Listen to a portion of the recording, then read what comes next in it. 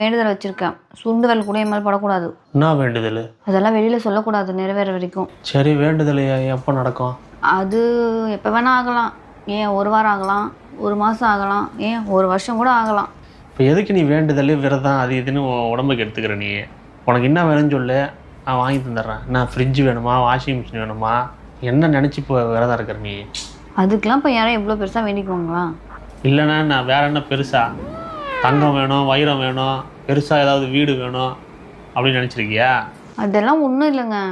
சரிண்ணா, ஏதாவது foreign கீரின்னு tour போகணும் அப்படின்னு நினச்சிருக்கியா? இப்போ சொல்லாமல் விட மாட்டேன் அதானே?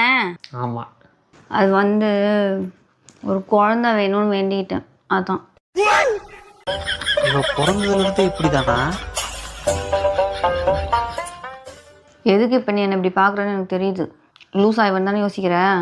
நான் ஒன்றும் எனக்கு வேண்டிக்கல, எங்கள் அக்காவுக்கு குழந்தை வேணும் தான் வேண்டிக்கிட்டேன்.